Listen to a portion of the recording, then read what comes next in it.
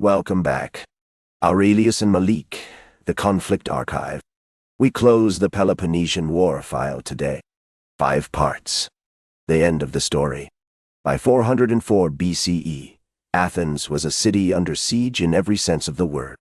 The proud marble of the long walls, once symbols of its might, now lay cracked and battered. The Spartan siege had transformed the city into a shadow of its former self.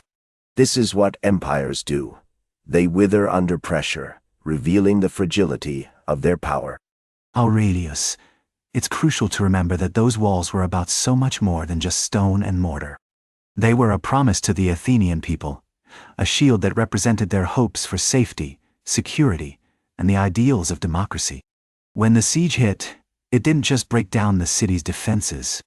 It crushed the spirit of its citizens. Imagine the families who relied on those walls for protection, who now faced uncertainty and fear.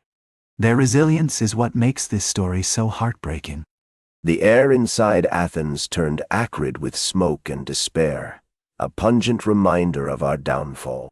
The once bustling markets lay empty, and the stench of decay lingered in the streets like a ghost. We watched as a city, once vibrant and proud, withered in a relentless nightmare. Athenians faced hunger and disease, their faces hollowed with fear. Those memories of past glories? They faded into the haze of suffering, lost to time as we grappled with the reality of our decline.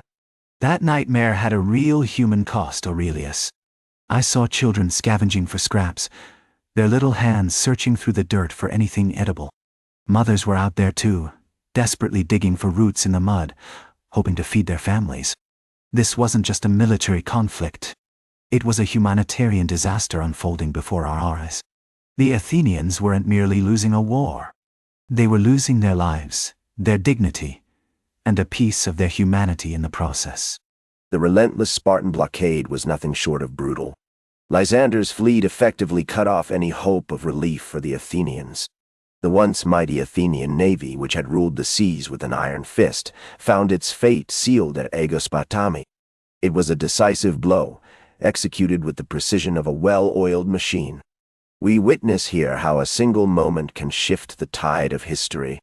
This wasn't just a battle. It was the beginning of the end for Athens as a sea power. But that final blow wasn't just a military defeat. The Athenian fleet had become more than ships. It was a symbol of their identity and power, a proud representation of what made Athens great. Losing it meant losing the heart of who they were. The heartbreaking cries of men thrown into the sea echoed the end of an era, not just for a fleet, but for countless families who relied on those sailors. It was a heavy price to pay. When news of the disaster reached Athens, it felt like a death sentence for us. The assembly had to confront a grim reality. Surrender was their only option, and the terms were brutal. We faced dismantling our walls, surrendering our fleet, and ceding power to the 30 tyrants. It was a bitter pill to swallow, a stark reminder of how swiftly fortunes can change. In moments like these, we see the fragility of power and the weight of decisions that shape our fate. Those terms were a deep betrayal of everything Athens stood for. The 30 tyrants brought tyranny, not democracy. The ideals of freedom and reason were crushed under the heavy hand of Spartan oppression.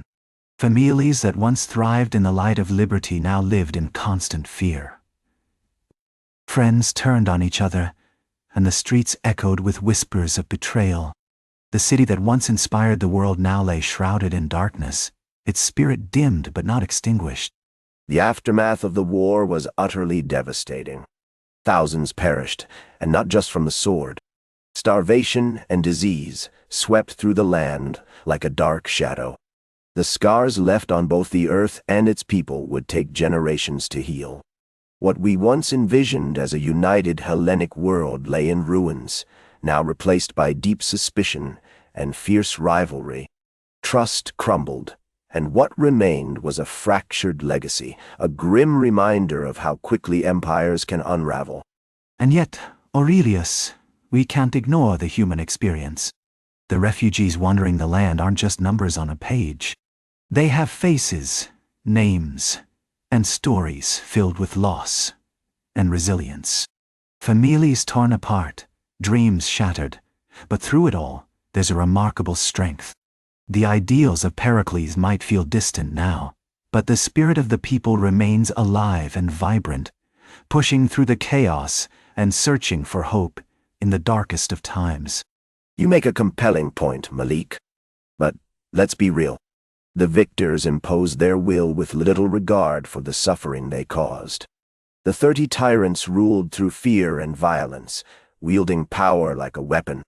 Their heavy-handed attempts to maintain control only sowed further discord within Athens. It's a classic example of how tyranny breeds strife. Instead of unity, they created division, pushing people to resist. This is a lesson we must remember in our own times. And that discord was a direct result of the Spartans' arrogance. They may have won the war, but in doing so, they lost the loyalty of their former allies. Occupying Athens proved to be a heavier burden than they had ever anticipated. The once united Peloponnesian League fractured under the weight of Spartan rule. Former friends became resentful neighbors, and the people suffered. Families torn apart, communities divided, all because the Spartans underestimated the human cost of their ambition. Yes, the Spartans faced a reality they hadn't prepared for. In their relentless pursuit to dominate, they inadvertently sowed the seeds of their own decline. The legacy of the Peloponnesian War wasn't just about Athens' fall. It was about the inevitable cycle of power shifting. We see this time and again in history.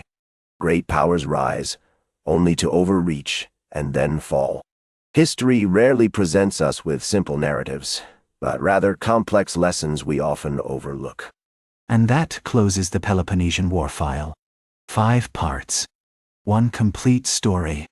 The full series lives on the Conflict Archive, part of the Archive Network.